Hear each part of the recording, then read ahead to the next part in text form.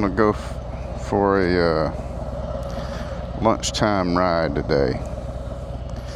Gotta put all this stuff on because it's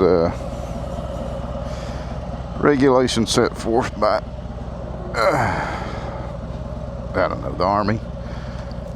You got to wear gloves, over the ankle boots, shoes, long pants, long sleeves. So improve the standard but not take away. So it's been a while since I rode the Harley to work. So what I'm gonna do is take me a lunchtime ride instead of going for a lunchtime walk.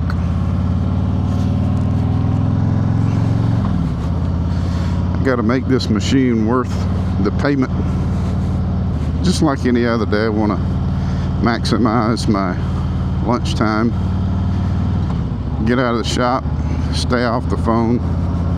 It is too pretty of a day to not take a motorcycle ride. I don't get these opportunities too often.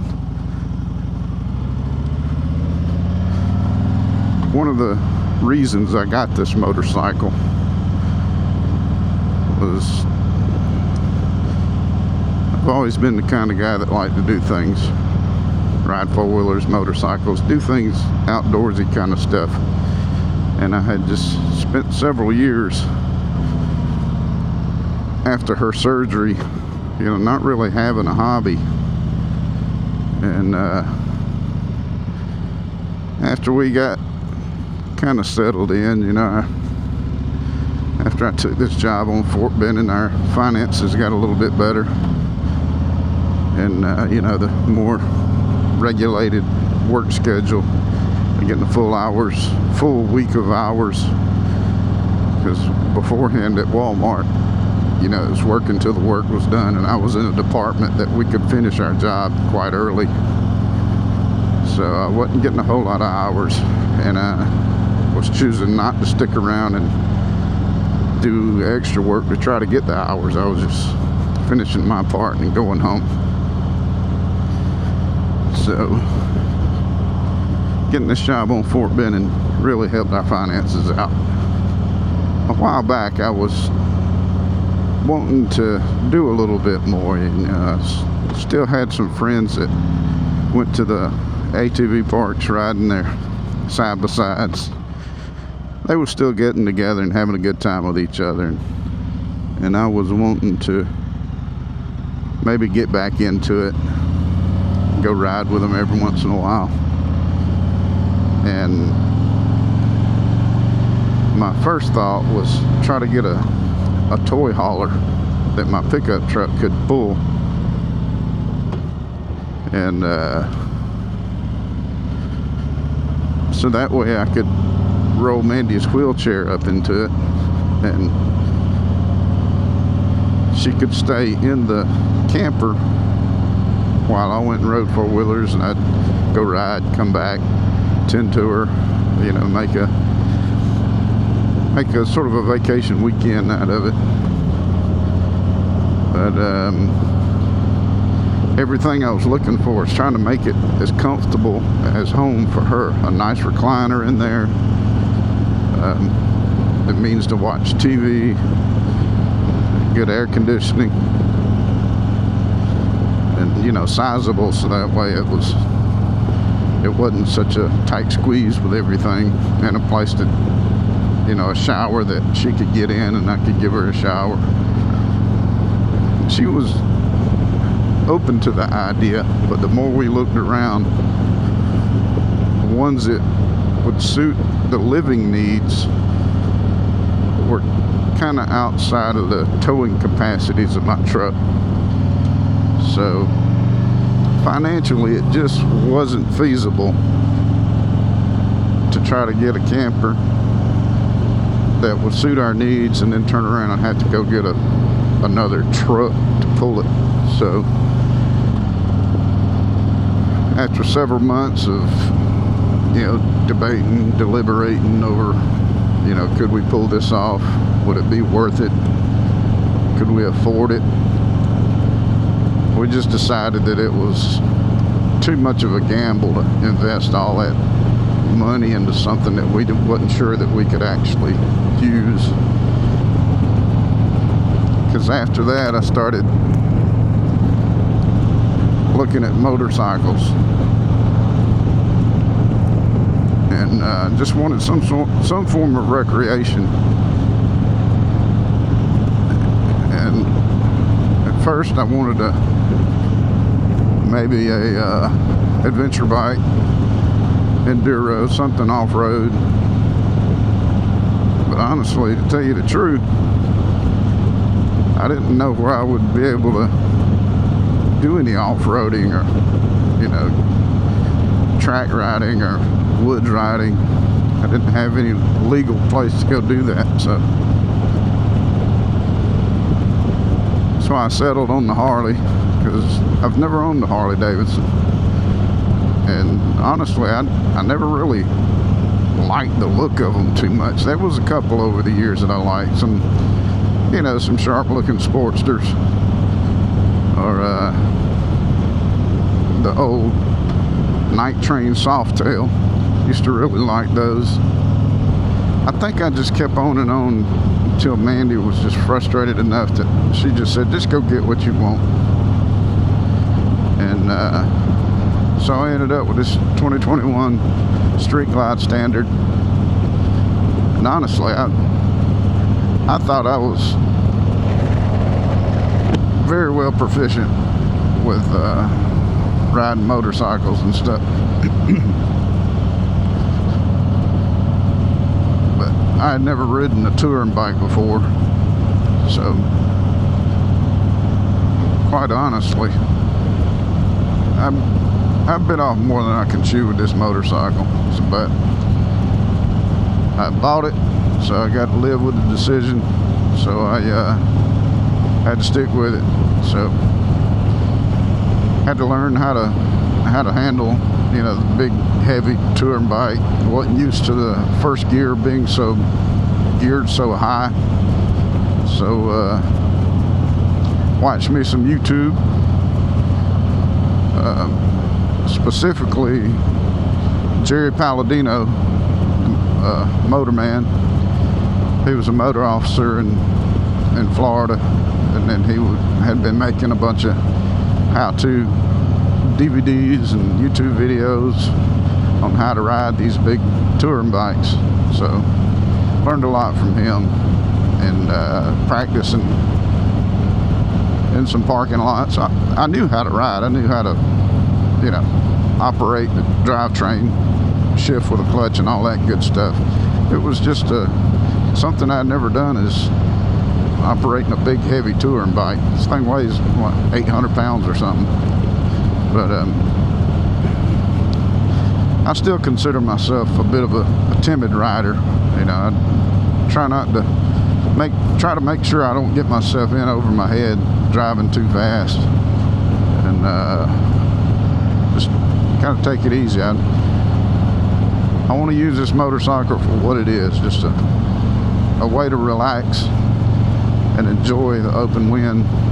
It's not a performance bike, so I ain't gonna try to drive it like it is. And I never was a road racer, so I ain't gonna try to be one either.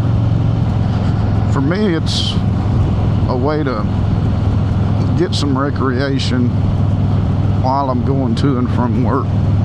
You know, I don't have the opportunity to take a lot of time away from the house, and this motorcycle actually provides me the opportunity for some mental unwinding, mental relaxation,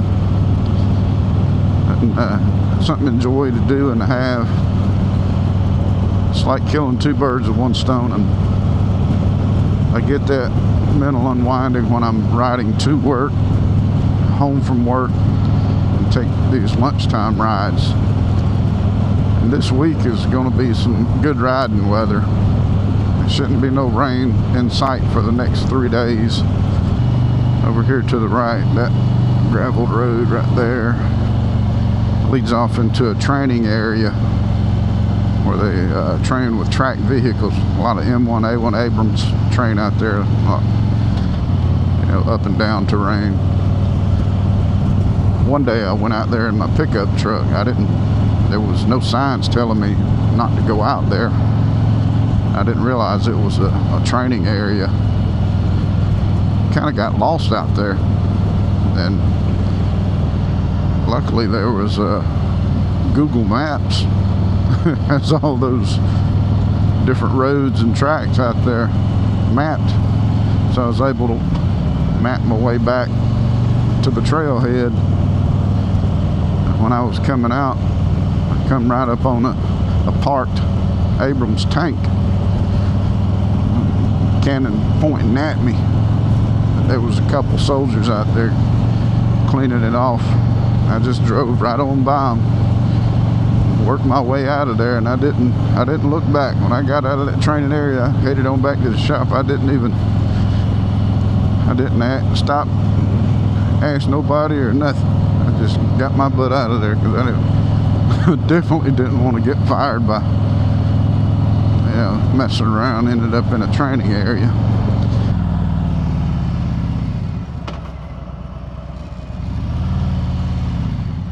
Yeah, I can't go through there. That's what I'm talking about. Abrams tanks.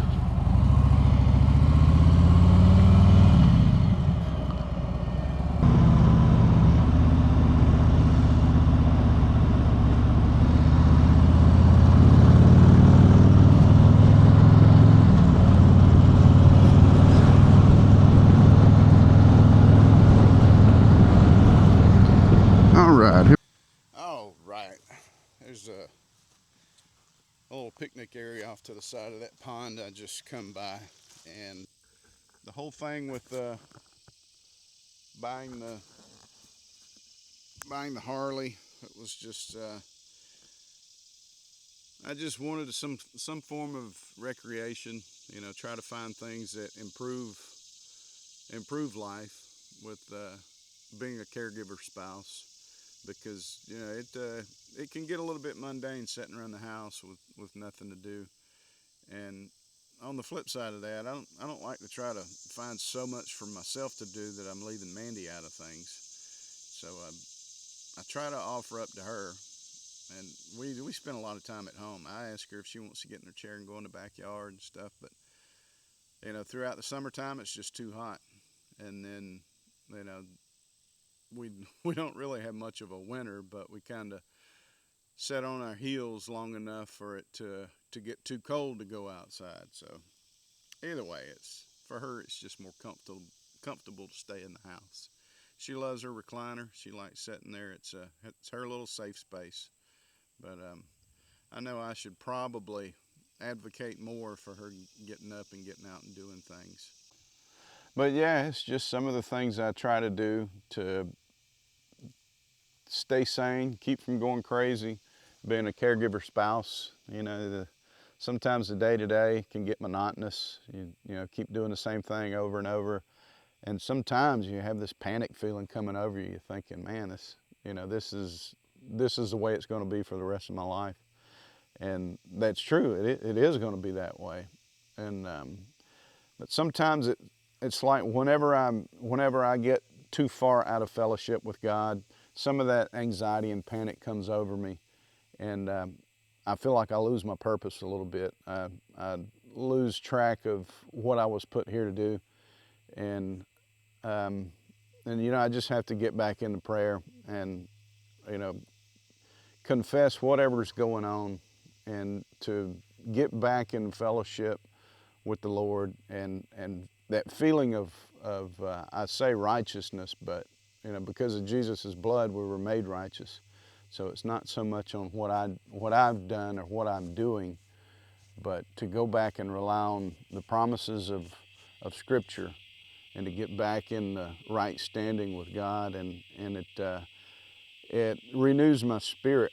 You kind of hit the reset button and get back to being appreciative of being a caregiver spouse to such a beautiful, loving wife, and you know, to get back that privilege the feeling of privilege and honor for being chosen to be the one that cares for her. So there's times, you know, it ebbs and flows. There's peaks and valleys that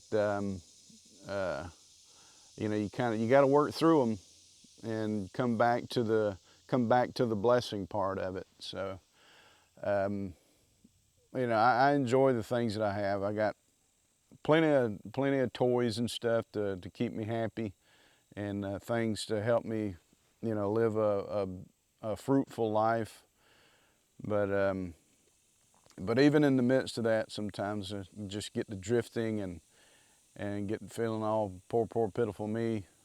That just gotta come back to the cross, and you know, just put myself behind me. You know, get past myself, and just do it for the glory of God and His Word and His promises, and it really helps me. That's where the strength comes from, when you put your faith and trust in the Lord that He's going to take care of you, and that's a big factor of how we've been able to keep going without such heartache and feeling like we're always in the middle of the storm. You know, now it seems like you know, the waters have calmed. This is life. This is how we're going to be for the rest of our lives. So to be able to live a blessed life in the middle of what other people would call a storm, it's a good place to be for us. So, you know, I've told Mandy before that my heart breaks for her all the time. I feel so bad for her because she's the one that's got to live in this disability 24/7. I get the opportunity to take breaks, whether it's going to the store or coming to work. You know, these lunchtime rides on the motorcycle. You know, I do have lots of opportunity to take breaks from it, but she's got to live in it full time. And she was like, don't feel sorry for me. You know, this is I don't know how she can say that, because, you know, to me that just shows her strength and resolve, and how she's handling this disabled life. She's a big inspiration to me, for her to be able to smile and act like everything is all right, even when I know she's hurting, when I know she's sad. She still puts on that strong.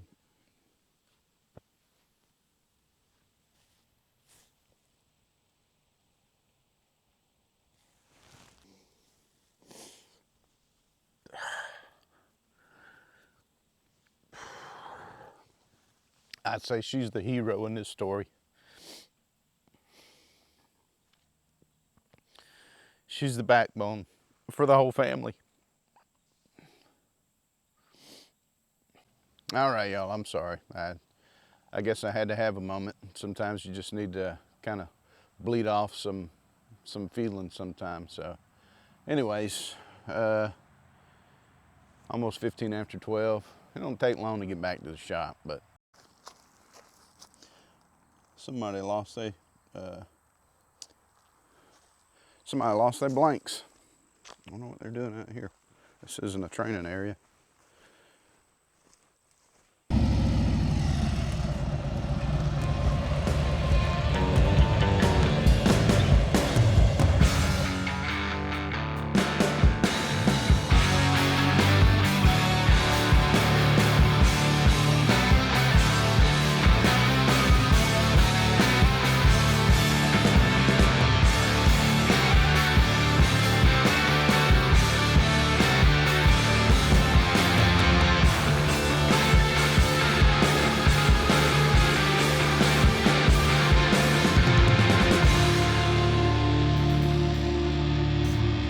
If y'all made it this far into the video, I appreciate you stopping by and just watching me ride my motorcycle and try out this new motovlogging thing. So I apologize if I got a little bit into my feelings, but nevertheless, I appreciate you watching, and I hope y'all come back again. Thank you.